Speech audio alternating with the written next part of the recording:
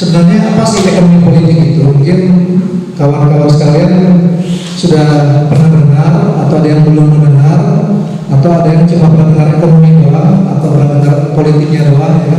Tapi apakah sebenarnya ekonomi politik? Nah, sebagai sebuah istilah, sebenarnya ekonomi politik itu sudah sangat tua. Dia itu berasal dari bahasa Yunani.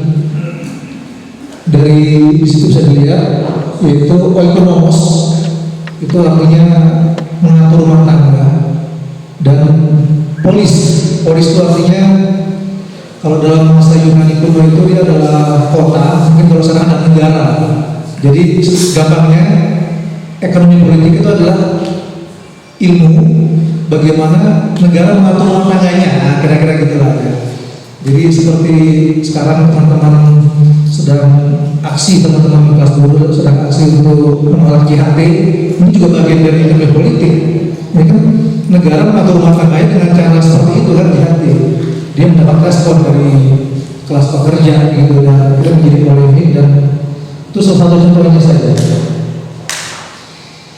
Kemudian di sini saya ingin sampaikan bahwa ilmu ekonomi politik ini sudah sangat tua, sudah dari zaman Yunani kuno, sudah sejak zaman filosof Plato. Kalau pernah dengar Plato itu apa, bapak idealisme, bapak filsafat idealisme, dari sekitar ada kelima sebelum Masehi, itu sekitar tahun 400-an jadi masa hidupnya. Kemudian sudah juga dipakai oleh Aristoteles. Aristoteles itu muridnya Plato di abad ke-4 Masehi. Jadi sudah terbiasa para filosof di era Yunani kuno itu menggunakan ekonomi politik dalam tulisannya, dalam analisanya. Tapi yang perlu diingat, pada masa Yunani kuno tersebut itu corak ekonomi politiknya sendiri, kalau dibilang corak ekonomi politiknya itu adalah era perbudakan, zaman perbudakan. Jadi mungkin tidak terbayangkan di sekarang ya. Jadi pada masa itu ada segelintir kalangan orang namanya para pemilik budak, punya tanah luas dan mengerjakan semua aktivitas ekonominya itu menggunakan budak. Tapi ini bukan jasa, karena yang namanya budak itu tidak punya hak untuk hidup, dia bisa dibunuh kapan saja, dia tidak perlu dibayar, dia bisa diperlakukan dengan sangat tidak manusiawi lah, budak itu lebih harganya.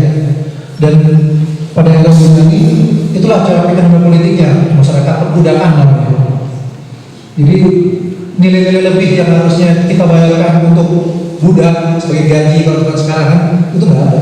Jadi mereka sangat untung akumulasi, dan orang-orang kaya banyak waktu luangnya sehingga bisa berpikir seperti contohnya Plato sama Aristoteles itu. Jadi pemilik budaknya ratusan, jadi tanahnya tersebut dikerjakan dulu, dia bisa berpikir secara bebas. Itulah untuk memahami eranya itu. Kemudian setelah pada masa keemasan era Yunani kuno di Eropa tersebut, zaman perbudakan, budaknya ini pun tidak bisa lagi dipertahankan sistemnya. Jadi harus ada perlawanan budak namanya Spartacus di awal abad Masehi di Romawi. Jadi budak-budaknya tidak mau lagi dalam sistem ini, mereka berontak, mereka melawan sistem, dan akhirnya dikasih kompromi, ya berubah corak produksinya dari awalnya perbudakan menjadi namanya feodalisme. Jadi sekarang orang-orang yang beli budak udah bebas, udah disuruh ngerjain tanah aja lah. Lo dapat bagian, lo boleh bebas kawin lagi, yang segala macam. Gak lagi diatur, lo bebas untuk hidup sampai kapanpun. Tapi lo sekarang jadi tani hamba. Jadi udah awalnya dari corak produksi sebelumnya, corak ekopol sebelumnya namanya perbudakan, sekarang jadi feodalisme. Feud itu artinya tanah. Jadi sebuah sistem ekonomi yang berbasis pada penguasaan tanah. Dan para tuan-tuan tanah adalah penguasa sebenarnya di era feodalisme. Dan biasanya mereka adalah para bangsawan, dan mereka memilih raja dari kalangan mereka sendiri.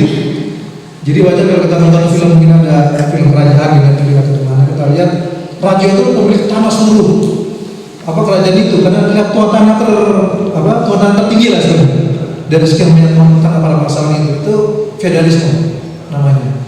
Dan di Eropa feodalisme itu terjadi berbarengan dengan naiknya agama Kristen Katolik waktu itu, di mana Eropa akhirnya terkungkung pada zaman ke-8. Jadi kerajaan di tengah feodalisme itu di kegelapan sampai akhirnya abad ke-18 terjadi namanya Renaissance. Jadi orang-orang Eropa yang di zaman ke-8 di era Katolik itu dia mendapatkan pencerahan lah, mendapatkan ilmu-ilmu dari perdagangan dia dari Timur Tengah. Ternyata dia ilmu matematika dipelajari oleh Galileo, ternyata muncullah nama kayak Galileo yang mengetahui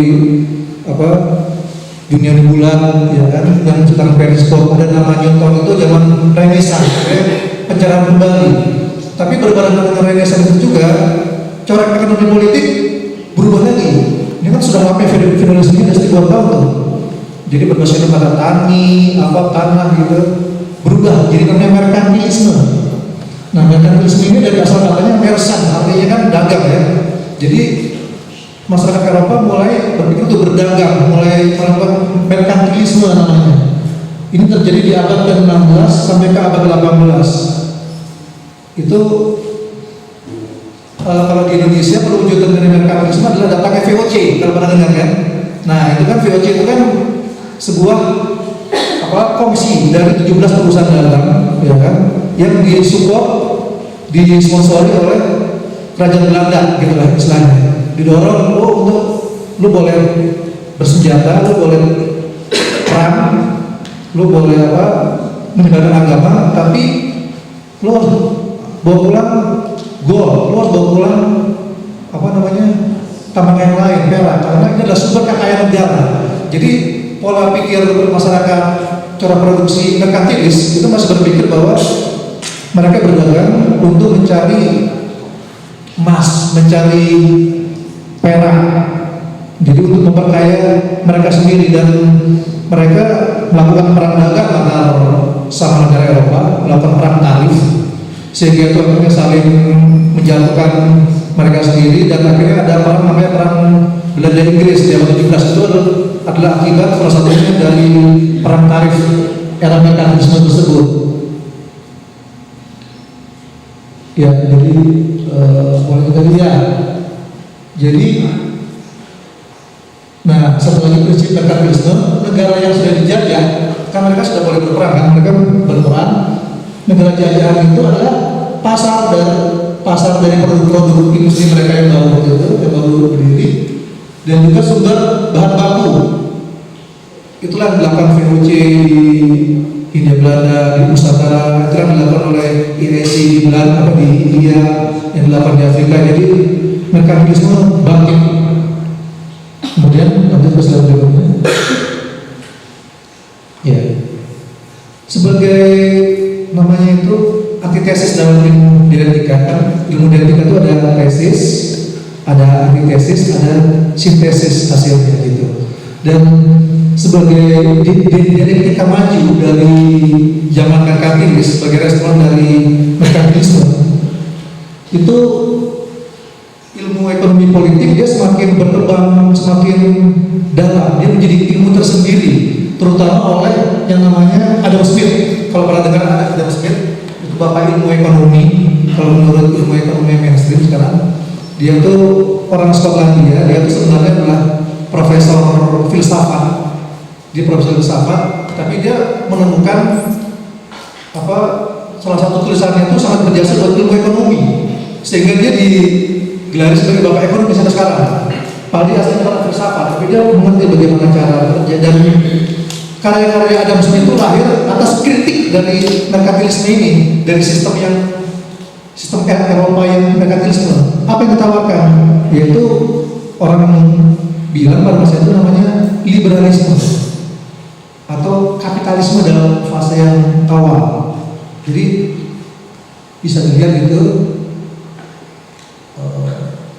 Jadi pandangan Adam Smith waktu itu, karena merkantilisme tidak membawa kesejahteraan untuk masyarakat Eropa yang di sekitarnya, sehingga dianggap negara terlalu banyak bercampur, negara terlalu banyak mengatur sistem ekonomi politik, karena negara harus mundur, harus tarik diri. Swasta, individu harus diberikan kesempatan yang lebih tinggi, karena kalau kita biarkan individu itu mencari kekayaannya sendiri, dia akan menguntungkan masyarakat banyak, kan otomatis logiknya gitu. Kalau menurut pada era itu ya, itu abad ke-18, dan itu berbarengan dengan namanya revolusi industri. Kalau pernah dengar Revolusi industri itu dimulai dari penemuan mesin uap oleh James Watt, orang Skotlandia juga. Dengan penemuan mesin uap itu, pelayaran ini awalnya mungkin dari Eropa ke Nusantara itu setahun lebih, itu bisa jadi beberapa minggu gitu istilahnya. Jadi kapal makin cepat kencang pakai mesin uap, dan pabrik-pabrik makin efisien pergerakannya. Udah nggak perlu dulu misalkan buat kendali itu harus dibikin pakai orang gitu kan. Nah begitu ada pabrik yang dengan mesin uap, dia bisa bergerak sendiri dengan batu bara gitu kan. Dan menjadi industri yang awalnya industri kecil itu berupa bengkel-bengkel itu berubah menjadi manufaktur. Artinya apa? Melibatkan lebih banyak orang untuk melakukan kerjaan dan bisa memproduksi barang dengan sangat efisien dan sangat massal. Itulah ciri utama dari kapitalisme itu yang membedakan dari usaha kecil. Dia bisa memanufaktur, dia bisa memproduksi secara massal produknya itu. Setelah Adam Smith, ada namanya David Ricardo. David Ricardo ini yang menyempurnakan ilmu ekonomi liberalisme, karena dia yang menemukan teori mengenai nilai. Dia menemukan teori mengenai upah. Bagaimana upah harus jatuh serendah-rendahnya atau terus tinggi-tingginya, kalau pernah dengar teori itu. Itu Ricardo. Jadi David Ricardo itu lahir beberapa puluh tahun setelah Smith lah, Adam Smith. Jadi Adam Smith, David Ricardo itu dikenal sebagai bapak dari ekonomi. Ya.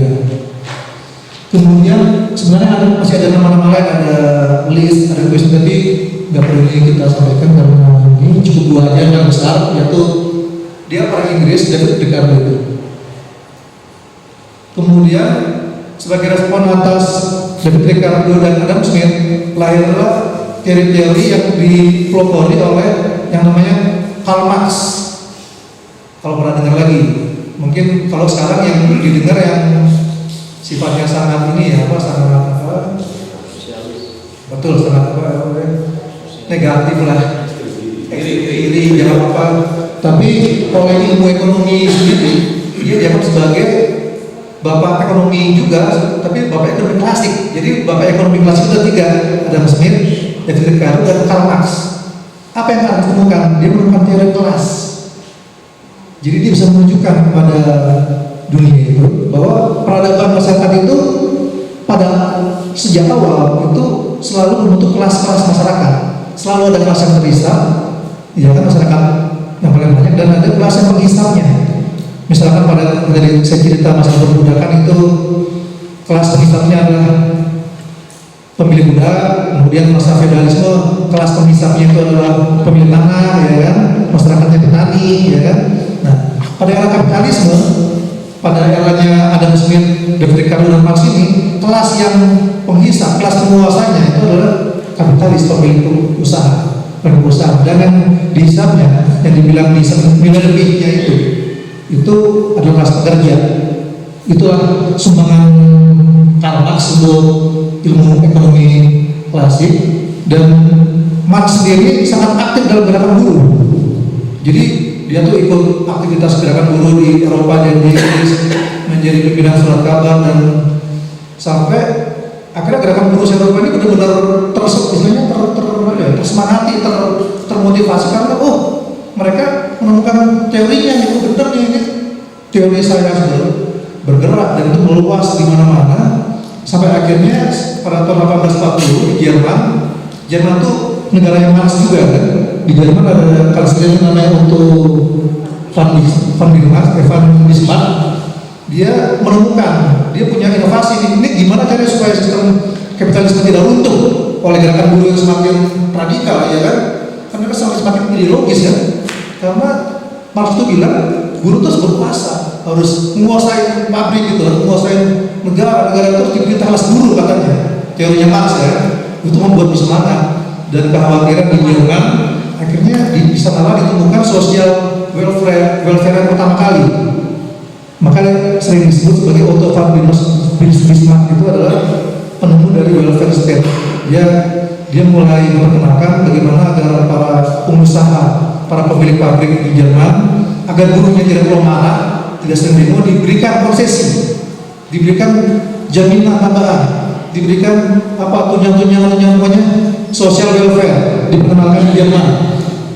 Kemudian berlanjut di Inggris, diperkenalkan di Inggris tahun 1900 awal. berbagai undang-undang pensiun itu segala macam, dan kemudian berlanjut di Eropa. Masa ekonomi politik aliran klasik selesai sampai Marx, kemudian masuknya namanya aliran ekonomi politik neoklasik. Ini kalau teman-teman yang belajar ekonomi itu pernah namanya Alfred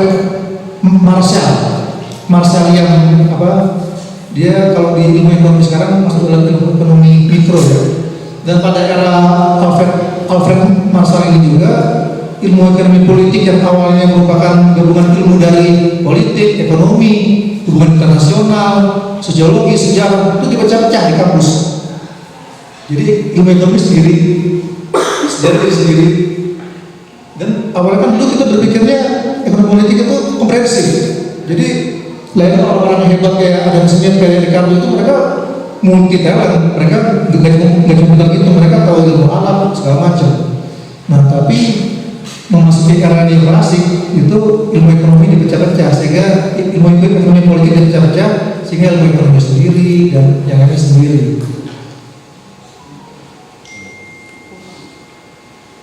Iya. Nah,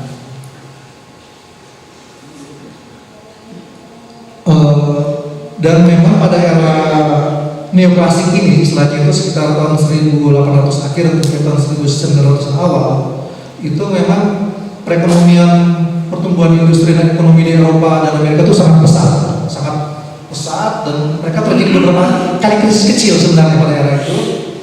Tapi memang yang namanya liberalisme ini, ada liberalisasi keuangan, liberalisasi perdagangan, ini ternyata menghasilkan krisis terbesar pada abad 20 itu sekitar tahun 1929 di Amerika pusatnya.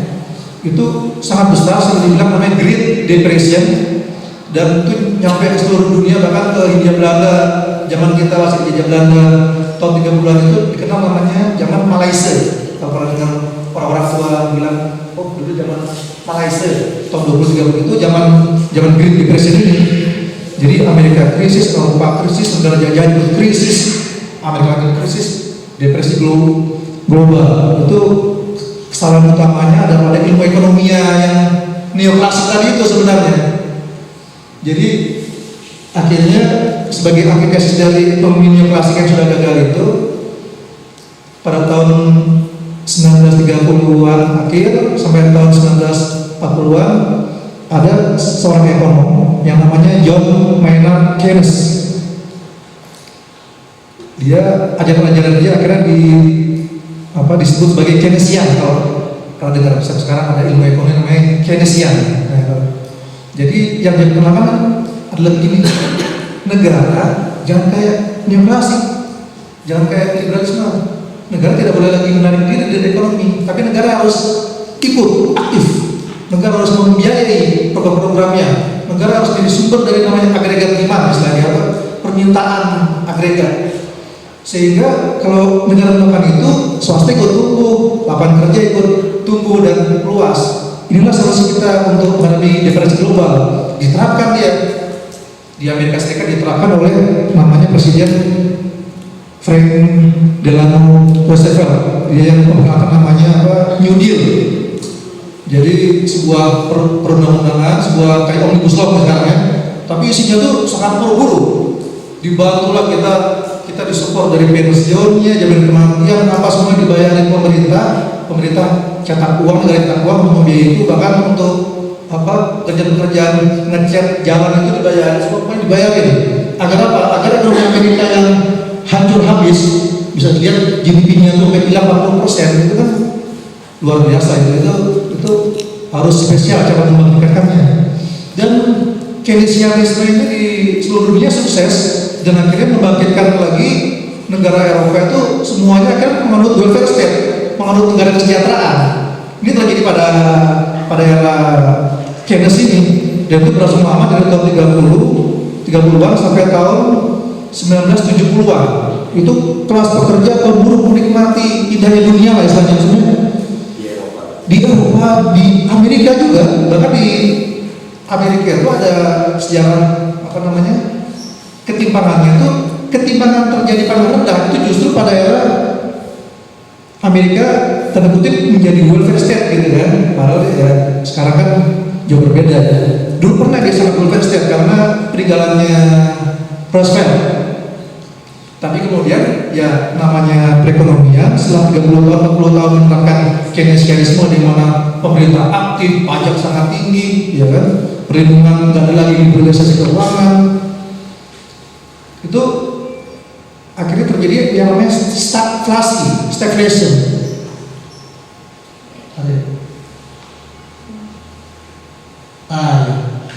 Yang bagian kedua ada namanya, mungkin nanti filenya bisa dibagi ke teman-teman atau di foto atau di fotokopi. Jadi ada namanya stagflasi. Apa itu stagflasi? Yaitu perekonomian stagnan, tidak tumbuh, lapangan kerja turun, pengangguran di mana-mana, tapi inflasi tinggi. Nah, aneh. Jadi artinya apa? Muncullah pemikiran ekonomi tandingan lagi, antitesisnya lagi, sebagai respon dari yang lama lagi yang Keynesian tadi. Bangkitlah namanya neoklasik jilid 2 atau sekarang dikenal sebagai neoliberal. Yang tadi di lagu SPI itu ada namanya neoliberalisme gitu kan. Nah sebenarnya adalah ekonomi neoklasik yang lebih lengkap. Dan pemikir utamanya waktu itu namanya ada Milton Friedman. Itu dari University Chicago, dan alirannya mereka sangat namanya Chicago Boys, turun-temurun meluas, dan bahkan si Milton Friedman ini diundang ke Chili pasca kudeta Salvador Allende itu untuk menerapkan neoliberalisme diuji cobakan di Chili tahun 70-an. Kemudian di Indonesia begitu Soeharto naik. Nah jadi neoliberal berkuasa sejak tahun 70-an, apalagi di Inggris. Kemudian naiklah Perdana Menteri Margaret Thatcher, kalau pernah dengar. Itulah dia pengusung neoliberalisme. Dia memotong kesejahteraan buruh Inggris, dia memprivatisasi perusahaan-perusahaan nasional di Inggris, perusahaan tambang, pos, segala macam. Kemudian dia juga kembali melakukan liberalisasi, dia membuka diri. Dan apa yang terjadi di Inggris langsung disambung oleh di Amerika. Amerika terpilih Presiden Ronald Reagan. Dia juga membalik semua yang pernah dicapai Amerika lewat welfare state menjadi neoliberal, karena sangat liberal, kembali hak-hak pekerja itu benar-benar dihabisi. Bahkan lebih parah lagi kalau di Amerika terjadi namanya union busting. Di dalam berserikat sampai segitunya gitu kan. Jadi benar-benar pekerja tidak boleh dikasihkan apapun. Itulah dalam ilmu neoliberal di Amerika. Kemudian neoliberalisme juga tahun 94 lewat OECD memperkenalkan namanya labor market flexibility, yang mungkin bahasa outsourcing dan sistem kontrak yang kita kenal sekarang ini. Itu mereka juga neoliberal yang memperkenalkan. Tujuannya apa sih? Ya agar share dari keuntungan, share dari kapital itu jangan banyak-banyak yang kelas bekerja, tetaplah terakumulasi. Jangan dipajakin juga, pajak harus turun, nggak bisa tidak ada pajak. Jadi akumulasi semakin kuat, ketimpangan semakin besar. Nanti kita lihat di beberapa grafik di terakhir, hingga akhirnya terjadilah krisis finansial yang terbesar setelah depresi global di tahun 2008. Ini sama akibatnya. Ini adalah akibat dari liberalisasi yang ugal-ugalan dari sistem keuangan global. Bermula juga di Amerika, merembet juga ke seluruh dunia. Bahkan di Amerika melahirkan namanya gerakan Occupy Wall Street, kalau pernah dengar. Itu adalah gerakan yang memang dari kalangan yang mengatasnamakan kalangan 99% melawan kalangan 1%. Sementara ini penggalangan dari kelas pekerja atau kelas majority, kelas mayoritas, dan kelas kelas ruling class, si kapitalisnya. Jadi 99% 1%. Jadi sampai di Amerika lagi ada gerakan seperti itu, timpang ya. Dan akhirnya gubernur Bank Sentral Amerika namanya Alan Greenspan, dia bilang tahun 2008 setelah krisis itu, wah ternyata ilmu ekonomi kita gagal dia. Ternyata bangunan ekonomi kita yang rumit dibangun sejak tahun 70-an, berbagai teori rasional ekspektasi, berbagai rumus-rumus yang rumit, ilmu model-model matematika susah dipecahkan, itu semua dipakai untuk ekonomi, ternyata nggak berguna karena kita tetap krisis sekarang. Jadi ilmu telah gagal, dia bilang itu. Ini gubernur bank sentral tahun 2008. Jadi neoliberalisme telah gagal pada tahun 2008. Itu akhirnya Amerika kembali melakukan bailout kepada perusahaan-perusahaan yang jatuh waktu itu, dan kembali menerapkan keynesianisme lah dalam skala tertentu. Ya. Itu tadi sejarah ekonomi politik. Jadi ya, jadi tadi itu sejarah ekonomi politik. Bisa kawan-kawan perhatikan bagaimana ekonomi itu cuma dari sana-sana aja bergerak. Dari merkantilisme awalnya negara sangat mengatur siapa yang harus berdagang, ditarifin. Kemudian orang nggak suka sama merkantilisme, ganti liberalisme. Balik lagi orang nggak suka liberalisme, marxisme. Balik lagi kemudian ke negara kembali ini. Kemudian ada kines, jadi kayak Bandung dia. Selama perpanjangan ratusan tahun ilmu ekonomi politik itu kayak bandul antara negara banyak dan negara mengurangi keterlibatan gitu.